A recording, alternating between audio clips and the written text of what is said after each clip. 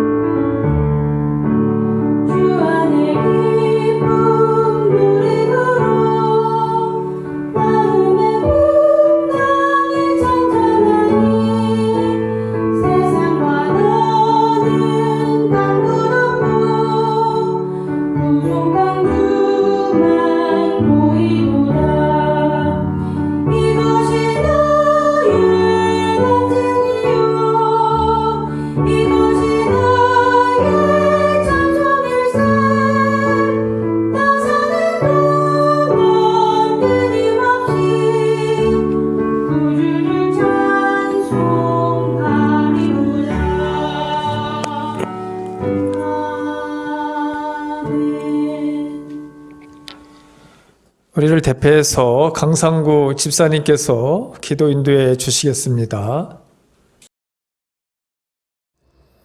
은혜와 사랑을 넘치도록 부어주시는 사랑의 하나님, 우리들을 늘 푸른 초장, 쉴 만한 물가로 인도하시고 지난 한 주간도 코로나 전염병과 각종 사고로부터 피할 수 있는 길을 열어주심에 감사드립니다. 또한 거룩하고 복된 주님의 날에 세상에 있지 아니하고 주님께 나아와 예배할 수 있도록 인도하심에 감사드립니다. 많은 어려움과 혼란 속에서도 저희들에게 희망을 주시고 주님을 의지하며 살게 하심을 감사드립니다. 오늘도 코로나 때문에 교회에 모이지 못하고 각 가정에서 온라인으로 예배를 드리고 있습니다. 주님, 각 가정에서 드려지는 이 예배를 받아 주시옵고 축복하여 주시옵소서. 코로나19로 인하여 고통받는 이웃과 형제들을 위로하시고 저들에게 긍휼을 내려주셔서 하루빨리 예전의 모습으로 돌아갈 수 있도록 축복하여 주시옵소서. 믿음의 삶을 잘 실천하며 살아가지 못하고 걱정과 시기와 질투로 살아왔음을 이 시간 고백하오니 용서하여 주시고 말씀의 능력과 성령의 역사로 새롭게 하여 주셔서 주님의 말씀을 따라 살아가도록 인도하여 주시옵소서. 코로나19와 몇몇 이단과 교회로 인해 많은 교회와 성도들이 어려움을 겪고 있습니다. 주님이 그들의 마음에 위로와 힘이 되어 주시고 어려움과 고난을 통해 우리 교회가 세상 속에서 선한 영향력을 주는 교회로 거듭날 수 있도록 은혜를 내려 주시옵소서. 주님의 교회를 기억하여 주시고 영적인 부흥을 허락하시고 날마다 구원받은 수가 늘어나게 하시고 우리에게 영혼을 사랑하는 마음을 허락하시어 주님을 증거하게 하여 주시옵소서. 이 시간 귀한 말씀을 선포하실 목사님께 신령한 능력과 권세로 함께하여 주셔서 선포되는 말씀을 통해 우리가 회개하고 변화되어 성령님을 만나고 체험하는 놀라운 역사가 이 예배를 통해 나타나게 하여 주시옵소서. 저희 성도들 귀한 말씀을 들음으로써 나태해지고 흐트러진 자신의 모습들을 보게 하시고 깨달음이 있는 시간 되게 하여 주시옵소서. 주님의 뜻과 계획에 순종하며 살아가도록 역사하여 주실 줄 믿사오며 살아계신 예수님의 이름으로 감사하며 기도드립니다. 아멘. 다음 주부터 정상적으로 1부는 8시에 2부는 11시 20분에 주일 예배를 드리도록 하겠습니다. 다음 주 기도 주일은 최수진 권사님이고 수요일은 황인순 집사님이십니다. OK 저금통 봉헌은 27일 마지막 주일 1부, 2부 예배 시에 봉헌하도록 합니다. 퀴티지 구입입니다. 9월, 10월호가 준비되어 있습니다. 꼭 구입하셔서 영성생활을 잘 유지해 나가시기 바랍니다. 교회 공동 식사는 당분간 없는 것으로 하겠습니다. 온전한 예배 회복을 위해서 기도 바랍니다. 특별히 환우 및 가정들의 믿음의 회복을 위해서 기도해 주시기 바랍니다. 헌금은 온라인으로 예배 전 혹은 후에 하시기 바랍니다. 이 시간 우리 찬송가 406장을 부르시면서 준비하신 예물을 하나님께 드리도록 하겠습니다.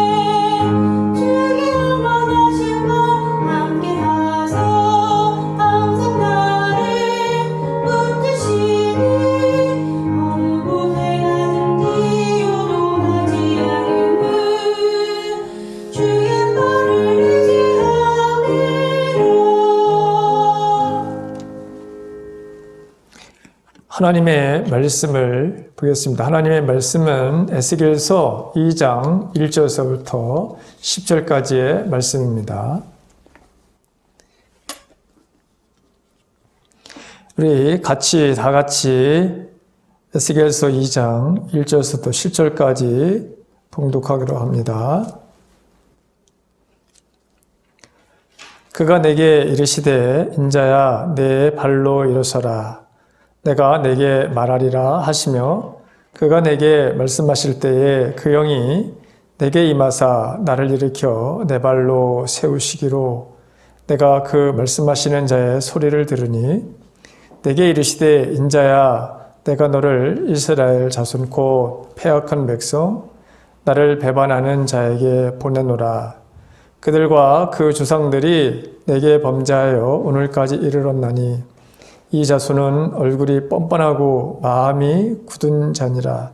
내가 너를 그들에게 보내노니 너는 그들에게 이르기를 주 여호와의 말씀이 이러하시다 하라. 그들은 패역한 족속이라 그들이 듣든지 아니 듣든지 그들 가운데 선지자가 있음을 알지니라. 인자야 너는 비록 가시와 찔레와 함께 있으며 전갈 가운데 거주할지라도 그들을 두려워하지 말고 그들의 말을 두려워하지 말지어다. 그들은 패역한 족속이라도 그 말을 두려워하지 말며 그 얼굴을 무서워하지 말지어다. 그들은 심히 패역한 자라. 그들이 듣든지 아니 듣든지 너는 내 말을 구할지어다. 너 인자야 내가 내게 이르는 말을 듣고 그 패역한 족속같이 패역하지 말고 내 입을 벌리고 내가 내게 주는 것을 먹으라 하시기로 내가 보니 보라 한 손이 나를 향하여 펴지고 보라 그 안에 두루마기 책이 있더라. 그가 그것을 내 앞에 펴시니 그 안팎에 글이 있는데 그 위에 애가와 애곡과 재앙의 말이 기록되었더라. 아멘. 오늘도 한 주간 힘들게 살아온 가까운 교회 성도 여러분들에게 하나님이 주시는 평강이 함께 하시길 바랍니다.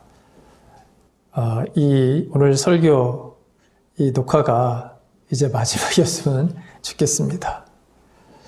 우리 인생의 삶 속에 때로는 이해하지 못하는 하나님의 일하심을 우리는 수없이 봅니다. 그 중에 하나는 내 개인적인 삶의 문제이기도 하고 사회적인 혹은 국가적인 참혹한 고난과 고통의 문제이기도 합니다.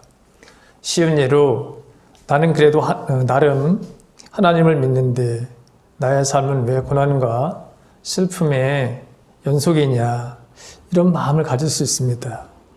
또는 하나님은 악인들이 세상에서 왜 저렇게 잘 되고 잘 살고 잘 먹고 형통한 삶을 살게 하시며 악인들의 행동에 대해서 그대로 보고만 계시는가 이런 의문이 들 때가 있습니다. 하박국 선지자를 비롯한 수많은 사람들이 하나님의 부재에 의심을 품었지만 하나님은 언제나 무소부재의 하나님이셨던 것을 말씀하고 있습니다.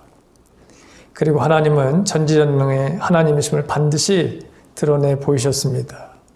겉으로 보기에는 악인들이 잘되고 부러움의 대상이 되는 것 같아 보여도 하나님은 공의와 공평의 하나님이시기 때문에 그들의 삶에 하나님의 심판이 있음을 우리는 알아야 합니다. 그리고 또 하나님은 그렇게 해 오셨습니다. 앞으로도 하나님은 그렇게 해 가십니다. 에스겔과 그의 백성들도 하나님의 일하심을 분명히 의심했습니다. 에스겔과 함께 바벨론에 사로잡혀 온 이 사람들, 그들의 고난과 슬픔, 그리고 택함을 받은 백성들에 대한 회의, 땅의 빼앗김과 성전의 파괴, 하나님을 어떻게 어디서 섬겨야 하느냐 하는 위기와 절망에 빠졌던 것입니다. 그들의 회의와 의심은 첫 번째, 하나님과 맺은 그 언약 가운데에서 땅에 관한 것이었습니다. 그들이 포로가 되어서 그 약속의 땅에서 지금 추방되었기 때문입니다. 그래서 그들은 하나님께서 약속하신 그 땅에서 쫓겨난 자들이 아직까지도 우리가 하나님께 선택을 받은 백성인가에 대한 확신이 있어야 했습니다. 에스겔은 이것에 대해서 분명하게 하나님의 말씀을 선포합니다. 본국에 남아있는 사람들이 아니라 포로가 되어서 끌려 나온 백성들이 다시 하나님의 백성으로 될 것이라고 하는 이 사실을 분명하게 확인하여 주었습니다. 하나님께서는 그들을 바벨론으로 이끌어내셔서 즉 새로운 출애굽을 이루셨던 것이죠. 그래서 그 출애굽한 그 백성들로 하여금 새로운 마음을 심어주고 약속하신 땅과 예배를 드리는 성전을 다시 회복시켜 주실 것이다 라고 그렇게 전했던 것입니다. 마치 이것은 우리가 출애굽, 첫 번째 그 출애굽을 연상시키게 됩니다. 하나님께서는 포로된 이스라엘 백성들에게 이렇게 말씀하십니다. 너희가 내 백성이 되고 나는 너희 하나님이 되리라. 이 말씀이 에스겔서에서 얼마나 많이 반복되는지를 우리가 보게 됩니다. 두 번째로 이 이스라엘 백성들은 하나님께서 임재해 계시다고 믿는 예루살렘 성전에서 예배를 드릴 수가 없게 되었습니다. 더군다나 이방 땅으로 끌려온 까닭에 그들은 하나님의 성전이 없는 이곳에서 어떻게 예배를 드릴 수 있을까 하는 현실적인 문제에 부닥쳤습니다. 이 질문에 대해서 에스겔은 궁창위에 즉 그 보좌 위에 앉아 계신 하나님께서 환상 중에 에스겔에게 나타나셔서 말씀하신 것을 보게 됩니다. 그리고 그 하나님께서는 포로된 지금 이 바벨론으로 찾아오시는 것을 보게 됩니다. 그리고 계속해서 에스겔을 통해서 하나님은 말씀을 하시고 음성을 듣게 합니다. 하나님께서 예루살렘 성전이 이렇게 더럽혀졌을 때 그것을 떠나셔야만 했죠. 이제 성전을 다시 건축하려고 돌아오신다고 하는 메시지를 전하게 되는 것을 보게 됩니다. 그리고 하나님께서는 예루살렘 성전에만 계시는 분이 아니고 어디든지 어느 곳에든지 계시는 무수보좌의 하나님, 그리고 모든 것을 보고 계시고 모든 것을 할 수 있다고 하는 전지전능하신 하나님이라는 사실을 선포합니다. 온 세상의 창조주 하나님으로서 어느 곳에든지 만날 수 있는 분임을 말씀하고 있는 것이죠. 세 번째로 이스라엘 백성들은 이 바벨론의 사람들이 무자비하게 하나님의 백성들을 죽이는 이러한 상황을 직면하게 되었습니다. 그러면서 아직까지도 하나님께서 살아계셔서 이 모든 역사를 주관하시는 그런 하나님인가, 거기에 대한 답을 찾아야 했던 것이죠. 심지어 이 바벨론의 이 무지막지한 이 횡포, 끔찍한 이 살인의 이 모든 것, 과연 하나님이 이것도 일하시는 것의 한 부분인가라고 하는 이런 생각을 갖지 않을 수가 없었죠. 여기에 대해서도 에스겔은 분명히 예루살렘이 무너지고 하나님의 성전이 불에 타고 하나님의 백성들이 포로로 잡혀갔을 때 그렇게 되도록 하신 분은 바로 하나님이시다고 하는 것을 선포합니다. 하나님께서 그렇게 하신 데에는 그럴 만한 까닭이 있었다는 것이죠. 그것은 유다 백성들이 우상숭배와 사회생활에서도 심판받을 질들을 이방인보다도 더 윤리적으로 도덕적으로 더 말할 수 없는 끔찍한 일들을 그들이 했기 때문이라고 분명하게 말씀하고 있는 것을 보게 됩니다. 반대로 포로들이 돌아오고 이방 백성들이 굴복하는 때에도 유다의 백성들에게 그럴 만한 자격이 있어서가 아니라 하나님께서는 스스로 당신의 영광을 위해서 그렇게 하신다는 것입니다. 하나님께서 이렇게 말씀을 하십니다. 이 모든 사건이 일어나면, 즉 에스겔에게 보여주시고 말씀하신 그 사건이 모든 것이 다 일어나게 된다면, 그것들을 너희가 보게 된다면 모든 백성들은 내가 주 여호와인 줄을 알게 될 것이다. 이 말씀은 에스겔서 전체에 보게 되면 60번 이상의 반복해서 선포되고 강조되고 또 강조하는 것을 보게 됩니다. 에스겔은 성전과 거룩함을 위한 이게 절대적으로 필요하다라고 하는 것에 특별한 관심을 가지고 하나님의 말씀을 선포합니다. 에스겔은 백성들이 이방 문화를 받아들여서 하나님의 성전과 약속의 땅을 더럽힌 것을 빈번하게 책망을 합니다. 그는 하나님의 이름을 영화롭게 하는 것과 더러운 것으로부터 거룩함을 구별하여 내는 것에 관심을 기울여야 한다. 하나님이 원하시는 것은 바로 그것이다. 이렇게 수없이 강조하기도 합니다. 또한 에스겔은 속에서부터 마음과 영이 새롭게 변화되어야 한다는 것과 공동체의 삶이 새로워져야 한다는 것을 말씀하고 있습니다. 이를 통해서 에스겔은 포로된 공동체가 힘을 얻고 하나님과 이스라엘의 미래에 대한 믿음을 다시 회복하도록 하는 데에 핵심적인 역할을 합니다. 그럼으로써 백성들이 좌절과 포로의 고통을 극복할 수 있도록 도와주는 역할을 하나님의 이렇게 아름답게 쓰임받는 그 삶이 바로 에스겔의 삶이었던 것을 보게 됩니다. 오늘 우리가 이 말씀을 묵상하기 전에 잠시 우리는 에스겔이 처하게 되었던 또 이스라엘이 처하게 됐던 그 이스라엘 역사를 조금만 우리가 살펴보게 되면 이 말씀에 대한 이해가 더 우리에게 분명하게 다가오고 또 하나님이 얼마나 이스라엘 민족을 사랑하시는지 영적인 우리를 얼마나 하나님이 사랑하시는지 하나님의 사랑의 그 깊이를 넓이를 높이를 우리가 알 수 있습니다. 다윗이 이스라엘의 왕이 되고 그 후로부터 40년 후에 그의 아들 솔로몬이 왕이 되죠. 또 40년 후에 주전 930년에 솔로몬의 아들 르호보암이 왕이 됩니다. 그런데 이스라엘 민족은 두 쪽이 나고 맙니다. 그것은 다윗과 솔로몬의 가증한 사실 일이기 때문이었죠.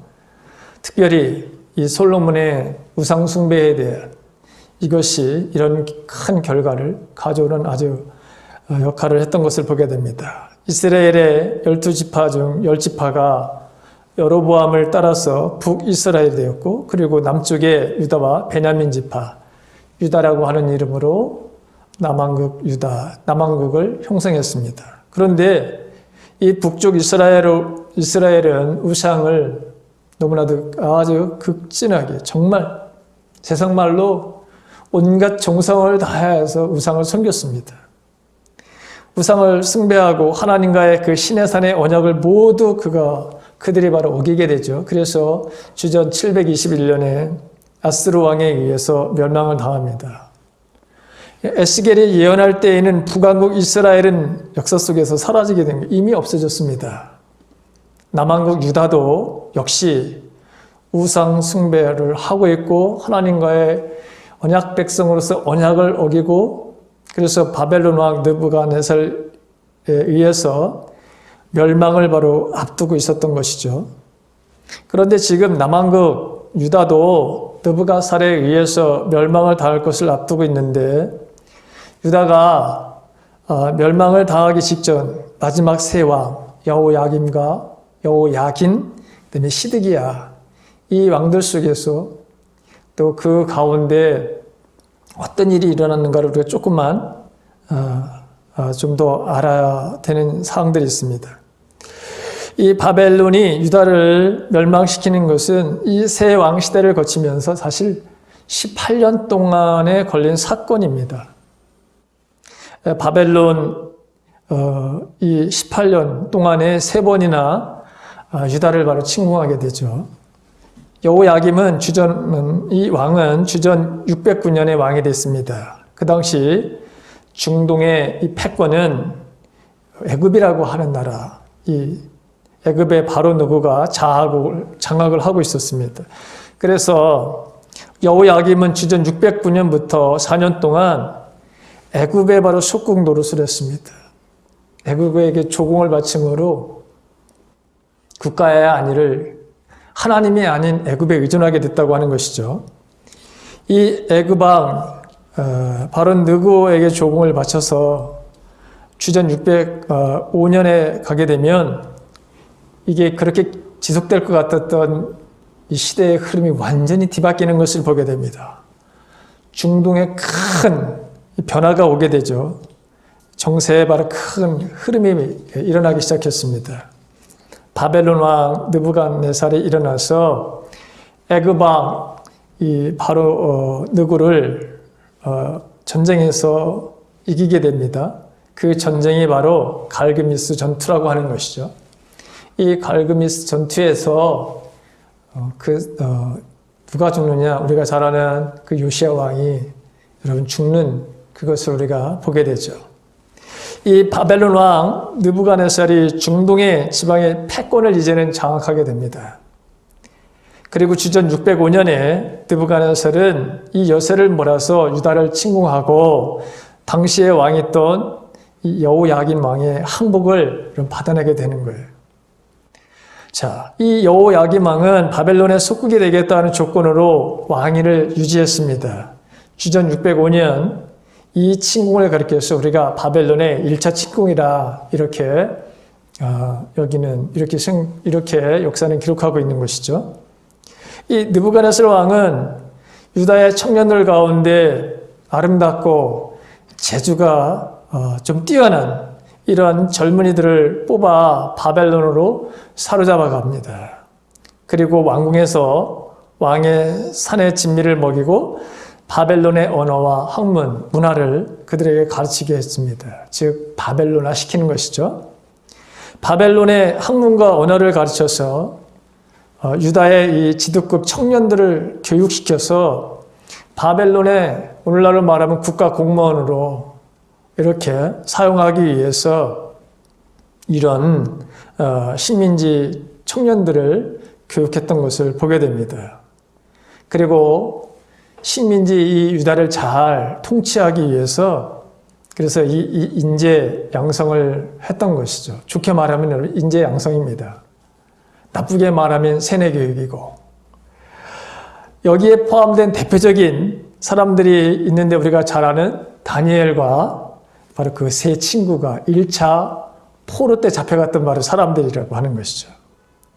자, 이 여호야긴 왕은 속국이 되겠다는 조건으로 그 왕위를 유지하고 있었는데 주전 605년부터 이 여호야긴 왕은 3년 동안 그래서 열심히 느부갓네살 왕에게 조공을 바쳤습니다. 그런데 여호야김은 바벨론에 반역을 하고 어느 날 갑자기 독립을 선언을 했습니다.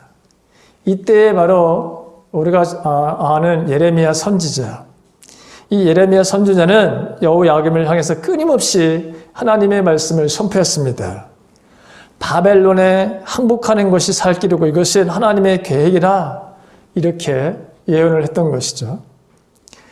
바벨론이 쳐들어온 것은 유다 백성이 죄를 지어서 하나님이 징벌하시는 것이므로 하나님의 이 징벌을 순수하게 받아야 한다는 것이었습니다. 그러나 이 여호야김은 하나님의 말씀, 예레미야를 통해 주신 그 두루마리를 칼로다가 여러분 자르고 그리고 그 두루마리를 화덕에다가 던져서 하나님의 말씀을 불태워버리는 그런 일들을 하게 됩니다.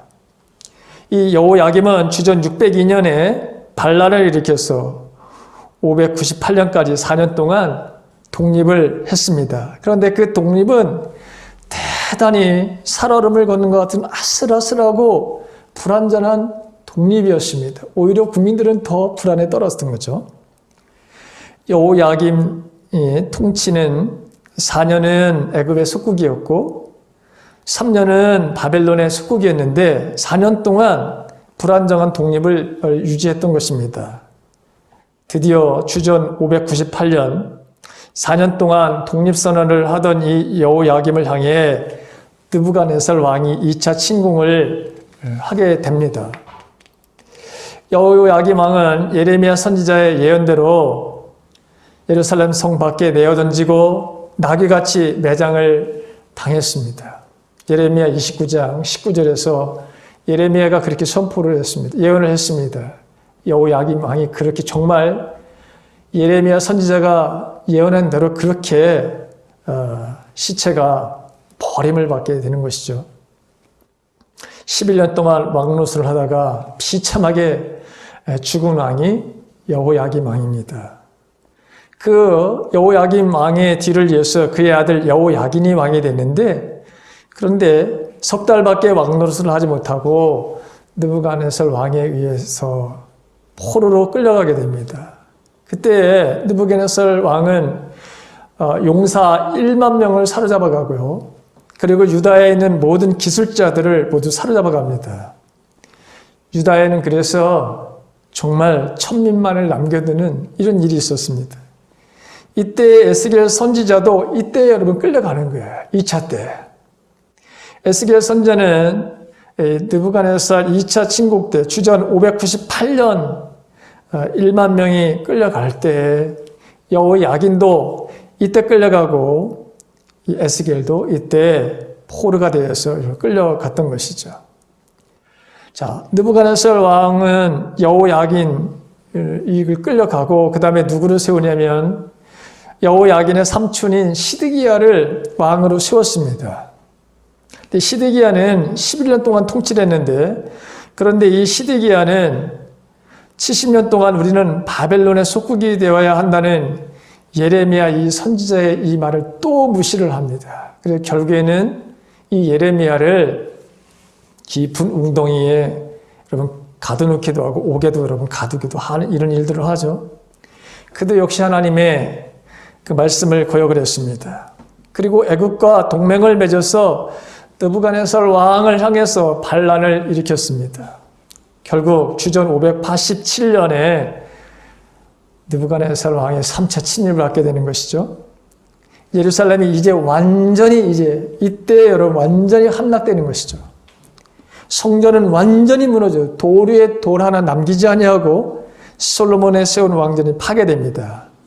시드기야는 두 눈 멀쩡히 뜨고서 자신들의 두 아들이 죽는 것을 보아했습니다. 그리고 시드기야는 두 눈이 여러 뽑힙니다. 그리고 쇠사슬에 그가 매어서 바벨론의 포로로 끌려가서 바벨론 감옥에서 죽습니다. 이것이 예레미야 52장 11절에 여러분 기록되어 있습니다. 유다의 멸망 직전 마지막 역사는 이렇게 매우 혼란스러웠다고 하는 것이죠. 매우 고통과 어려움이 이스라엘 백성들에게 있었던 것을 우리가 보게 됩니다. 에스겔서 1장 2절에 우리가 보면은 여호야긴 왕이 사로잡힌 지 5년이라 그렇게 말하고 있습니다. 여호야긴 왕이 사로잡힌 것이 느부갓네살 왕의 2차 침공인 주전 598년이었습니다. 598년에서 5년이 지나서 주전 593년이 되는 그때였죠. 자, 이때 593년에 에스겔의 나이가 30살이 되었습니다. 그는 25살에 포로가 된 것이죠. 인생의 황금기회 같은 나이에 포로로 끌려가 소망이 사라진 그런 인생의 쓴맛을 지금 보고 있는 것입니다. 그의 직업은 제사장이라고 했습니다. 에스겔은 제사장 가문에서 태어났습니다. 제사장이었지만 훈련을 받을 그런 기회도 없었던 것이죠. 5년 전에 이미 끌려왔고 그 다음에 성전에서 봉사할 수 있는 성전은 이미 파괴되어 있뿐만 아니라 지금 포로가 되어서 바벨론 땅에 와 있습니다. 직장을 잃어버린 거예요. 한마디로 말하면 얼마나 기가 막힌 말의 일입니까? 나이 30살. 그런데 하나님께서 너는 내가 너를 선지자로 세운다. 이렇게 여러분 부르심을 받게 된 것이죠. 에스겔 29장 17절을 보게 되면 포로가 된 지 27년까지 정월 초1에 여호와의 말씀이 내게 임하였다 이렇게 말씀하고 있거든요. 그러니까 포로가 된 지 5년의 예언을 바로 시작해서 즉 하나님의 그가 선지자로 부름을 받고 27년까지 계속했으니까 적어도 22년 동안 그는 선지자의 사명을 감당했던 것이죠. 그리고 그 후에 얼마나 더 살고 어떤 예언을 했는지 성경은 알 수가 없습니다. 그의 인생이 어떻게 끝났는지 아무도 모릅니다. 우리가 에스겔서 전체가 48장으로 되어 있는데 이 48장을 둘로 나누면 여러분 24장이죠. 에스겔서의 구조가 그렇습니다.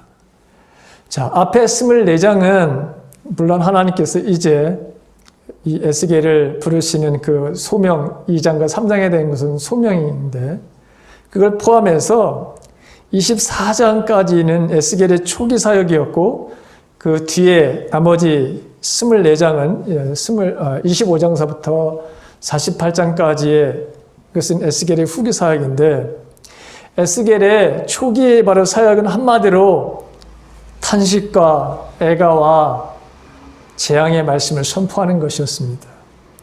오늘 우리가 같이 봉독한 2장 8절서부터 10절에 있는 말씀을 보게 되면 제가 세 번역으로다가 말씀을 읽겠습니다. 너 사람아, 내가 내게 하는 말을 잘 들어라. 너는 백성처럼 내게 반항하지 말라. 내 입을 벌려 내가 주는 것을 받아먹어라. 그때 내가 보니 어떤 손이 내 앞으로 뻗쳐 있었는데 그 손에는 두루마리 책이 있었다. 주님께서 그 두루마리를 내 앞에 펼치셨는데 앞뒤로 탄식과 애가와 재앙의 글이 적혀 있었다. 이렇게 기록하고 있습니다. 그러니까 1장서부터 24장까지는 이 에스겔이 선포한 것이 뭐냐? 탄식입니다. 탄식. 왜 우리는 이렇게 아픔을 당하는가? 여러분, 왜 우리는 하나님의 진노를 받게 되었는가에 대한 그 다음에 슬픔에 대한 노래입니다. 애가입니다. 그리고 하나님께서 내가 너희들에게 어떤 재앙을 내릴 거라고 하는 이 재앙의 말씀을 증거하는 것이죠. 에스겔이 포로가 되어서 바벨론에 왔어도 그것은 주전 598년의 사건이기 때문에 예루살렘은 아직 완전하게 멸망한 상태가 바로 아니었죠. 왜냐하면 시드기야 왕이 11년 동안 통치를 하고 있었기 때문입니다. 자, 그러는 와중에도 이렇게 혼란스럽고 이렇게 어려운 와중에 여러분 거짓 선지자가 일어나서 더 이스라엘 백성들을 혼란스럽게 했습니다. 그 거짓 선지자가 누구냐면 하나냐라고 하는 이 거짓 선지자죠. 이 거짓 선지자가 뭐라고 예언을 하기 시작했냐면 하나님이 바벨론의 왕의 멍에를 꺾어버릴 것이고 유다 백성들은 2년이 지나면 예루살렘으로 다시 돌아올 것이다. 이렇게 여러분 거짓 예언을 하면서 지금 이 유다 백성들을 현혹시켰던 것이죠. 그러나 이때에 에스겔의 바로 선배였던 예레미야 선지자는 그럴 리가 없다. 거짓 예언에 속지 말아라. 바벨론에서 우리는 70년이라고 하는 세월을 보내야만 된다. 그렇게 예언을 했습니다. 그 이유를 역대하 36장 21절에서 이렇게 말하고 있습니다. 주님께서 예레미야를 시켜서 땅이 70년 동안 황폐하게 되어 그동안 누리지 못한 안식을 다 누리게 될 것이다. 이 말씀이 반드시 이루어진다. 이렇게 예레미야를 통해서 말씀하셨거든요. 자, 이 말씀은 어떤 말씀이냐면 하나님의 농사법이 여기 등장하게 되는데 하나님의 농사법은 6년을 짓고 1년을 쉬어야 됩니다. 이 안식년이죠. 사람만 이런 것이 아니라 땅도 이뤄야 된다고 하는 것이었어요. 땅을 쉬게 하라. 6년간 농사를 지으면 1년간은 반드시 토지도 안식년을 가져야 된다. 이게 하나님의 법칙이었습니다. 그런데 이스라엘 백성들은 지난 490년 동안 그 역사 가운데 단 1년도 이 말씀을 지키지 않았습니다. 460년 동안 안식일을 70번이나 여러분 어긴 거예요. 그러니까 하나님이 이 가나안 땅에 있는 이 백성들을 바벨론으로 옮기셔서 70년 동안 이 땅을 쉬게 하시겠다고 하는 말씀이에요. 이 말씀이. 그러니까 하나님은 그것을 약속하시고 반드시 이루시는 하나님이라고 하는 것을 알 수 있습니다. 그러니까 예레미야가 하나님의 말씀, 우리는 반드시 70년이라고 하는 이 세월을 바벨론에서 우리는 보내야 된다. 왜? 우리의 땅이 70년, 이것을 70년 동안에 황폐되었기 때문에. 그래서 하나님께서 다시 이것을 회복시키는 이런 일이 반드시 있을 것이라고 하는 이 예언의 말씀을 하게 되었던 것이죠. 에스겔에서도 마찬가지입니다. 1장서부터 24장까지 보게 되면 예루살렘에 심판이 오고 그래서 재앙이 뒤따르게 되고 결국에는 망한다는 메시지를 선포했던 거예요. 특별히 에스겔서 24장을 보게 되면 심판의 마지막 날에 대해서 예언을 하고 있습니다. 에스겔서 24장 2절에 보게 되면 하나님께서 에스겔을 통해서 이렇게 말씀하십니다. 사람아, 오늘 날짜를 잘 기록해 두어라. 바벨로니아 왕 바로 이날에 예루살렘을 포위하였다 기록하라. 그러니까 3차 바벨론 왕이 예루살렘에 쳐들어오는 이 날이 예루살렘의 멸망의 날이라고 하는 이 날을 반드시 기억해두라. 에스겔은 그날을 결코 여러분 잊을 수가 없었던 것이죠. 왜냐하면 그 날에 이 멸망의 날에 어떤 일이 벌어졌느냐, 에스겔의 개인적인 그 개인사에서 정말 슬픈 일이 벌어졌어요. 아내가 세상을 떠난 것입니다. 예루살렘이 멸망하는 날, 그날 저녁에 아내가 세상을 바로 떠났어요. 하나님께서 24장 16절에 보게 되면 사람아, 나는 너의 눈에 들어 좋아하는 사람을 단번에 쳐 죽여 너에게서 빼앗아 가겠다. 그래도 너는 슬퍼하거나 울거나 눈물을 흘리지 말아라. 여러분, 왜 죽었는지 알 수가 없어요. 여러분, 이 에스겔의 아내가. 그런데 여기 보게 되면 너에게서 빼앗아 가겠다 이런 표현을 썼어요. 하나님께서. 그러면서 너는 슬퍼하거나 울거나 눈물을 흘리지 말아라. 아내가 여러분 죽은 날 얼마나 정말 슬픈 날이에요. 그런데 이 날은 유다의 멸망의 날입니다. 에스겔 선지자는 아내를 바로 잃어도 울지 못하고 슬퍼하지도 못했습니다. 하나님께서 그렇게 하지 말라고 하시니까 하나님은 나라가 망했는데 내 성전이 완전히 파괴되었는데 이 민족적인 대슬픔 앞에서 개인의 문제를 가지고 울면 되겠느냐라고 하는 그런 의도였는지도 모르겠습니다. 어쨌든 울지 마라. 애도하지 말아라. 슬퍼하지 말아라. 정말 이 가슴 며지는 바로 이런 일이죠. 그 에스겔은 이런 탄식과 애가 멸망의 말씀만을 여러분 24장까지는 전하게 됩니다. 그런데 여기에 반전이 일어나게 되죠. 33장서부터 48장에 보게 되면 하나님의 구원과 소망과 회복의 그런 메시지를 증거합니다. 에스겔 36장 26절 이하에 보게 되면 하나님께서 이제 이스라엘 민족을 한 사람 한 사람 그 개인의 바로 여러분죠. 회복과 국가의 회복과 땅의 회복과 그리고 성전의 회복을 말씀하고 있습니다. 이렇게 에스겔 후반부는 치유와 회복의 소망의 메시지를 전하게 되는 것을 보게 됩니다. 여러분 인생에는 여러분 슬픔과 고난만 있는 것이 아니죠. 언제나 우리 인생 속에서는 새로운 바로 반전이 있습니다. 오늘 2장에 있는 말씀, 그 다음에 3장은 길어서 우리가 읽질 않았는데 2장과 3장은 에스겔, 이 선지자로의 부름을 받은 바 말씀을 선포하는 그리고 파수꾼의 사명을 부여받은 일련의 사건들을 기록하고 있습니다.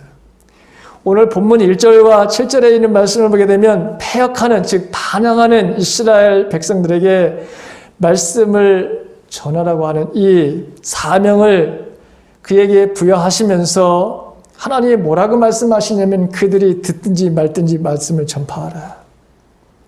그들이 듣든지 말든지 말씀을 전파하라. 이것은 사도 바울이 디모데후서 4장 2절에 디모데에게도 똑같이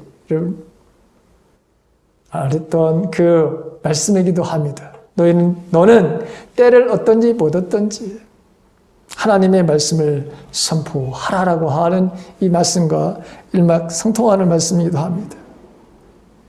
이것은 하나님의 긍휼과 사랑을 말씀하는 것이기도 합니다. 그들이 듣든지 말든지 그런데 말씀을 바로 반드시 전하라고 하는 것이죠. 비록 패역한, 비록 반항하는 백성들이지만 그들을 구원하시려고 하는 하나님의 사랑의 행위를 우리가 보게 됩니다. 여러분, 교회의 본질이 여기 있습니다. 영혼 구원에 대한 이 열정의 마음, 이게 교회의 본질입니다. 하나님 그래서 오늘 우리의 똑같은, 너희들도 마찬가지다.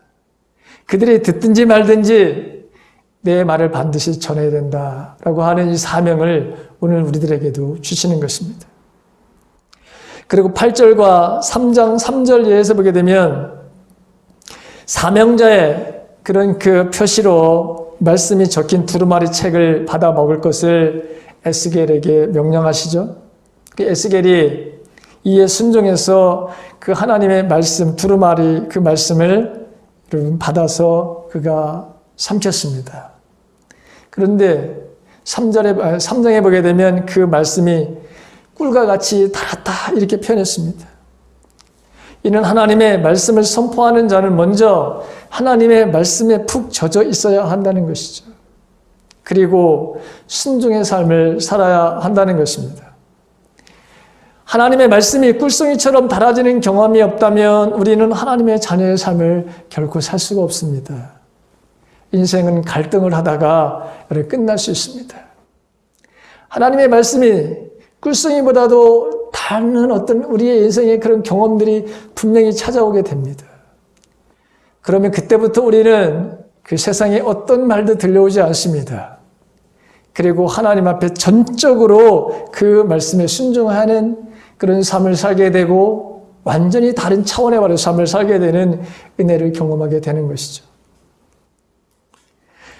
또한 3장 4절에서부터 15절에 있는 말씀을 보게 되면 말씀을 선포할 대상이 이마와 마음이 굳어서 강팍하다는 말씀을 하십니다.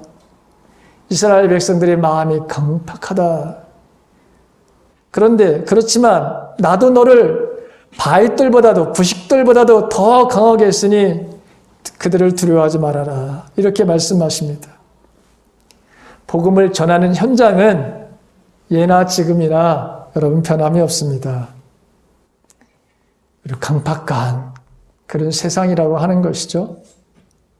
코로나 시대에 더욱더 세상 사람들은 교회에 대한 부정적인 시각을 가지고 있습니다. 그러나 내가 전하지 않으면 안 되는 그런 사람들이 있다고 하는 것이, 그래서 우리는 두려움 없이 하나님의 말씀을 전하는 자들이 되어야 합니다.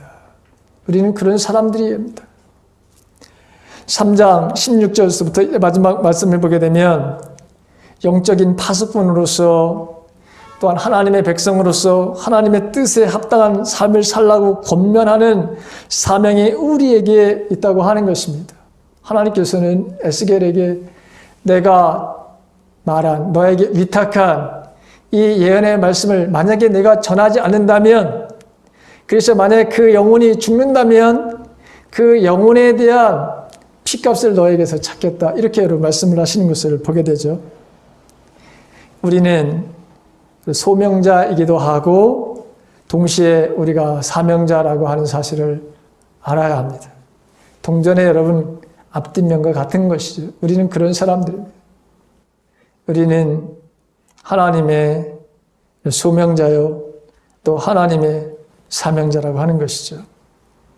하나님은 만약 우리가 전하지 않아 사람들이 그대로 죽게 되면 그 핏값을 여전히 우리에게서 찾으시겠다고 하시는 것입니다.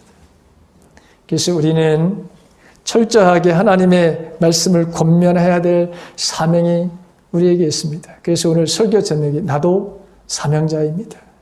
우리도 사명자입니다. 이 사명자는 복음을 바로 여러분 전해야 되는, 그런데 먼저 하나님의 뜻에 합당한 삶을 살고 그리고 권면하는 삶들을 살아야 된다고 하는 것이죠. 예수님께서도 제자들에게 땅끝까지 이르러 내 증인이 되라, 이렇게 여러분 말씀하신 것을 보게 됩니다.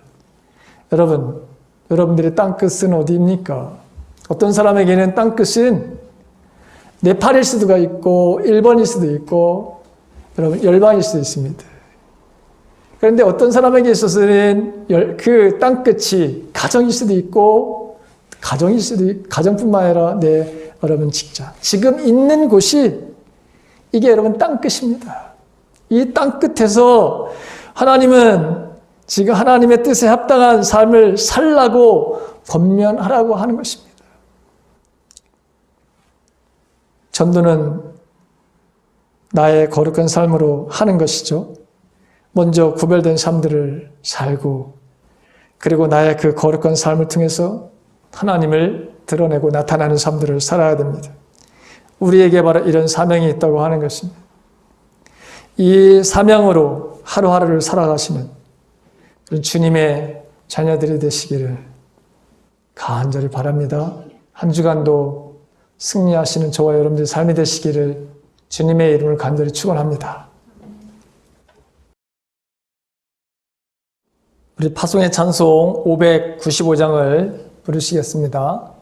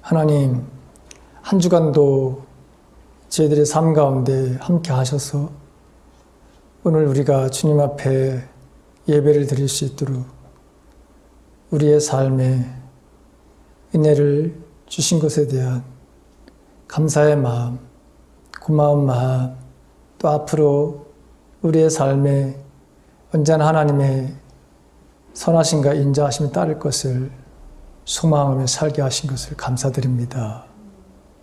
주님, 여전히 우리의 삶의 현실에는 큰 변화가 없습니다. 지금도 코로나 바이러스가 전국을 휘감고 있고 또 우리의 삶 속에 여전히 해결되어지지 않는 나의 인생의 문제들이 분명히 있습니다. 그럼에도 불구하고 하나님의 신실하심을 우리가 믿고 하나님의 선하심을 믿기에 우리가 좌절과 슬픔의 삶이 아닌 소망의 삶을 살게 하시니 더욱더 감사를 드립니다. 우리 사랑하는 성도들의 삶, 저들의 일터와 가정에 크신 하나님의 은혜가 넘치게 해주시옵기를 원합니다. 이 고난의 삶이 오히려 우리들에게 큰 믿음을 온전하게 갖추고 세우는 계기가 되게 하여 주시옵시고 또 온 백성들에게는 하나님이 선하심을 맛보는 경험하는 은혜의 역사적인 사건들이 되도록 도와주시옵소서. 인간의 탐심의 삶의 열매가 얼마나 큰 아픔과 고통을 가져오는지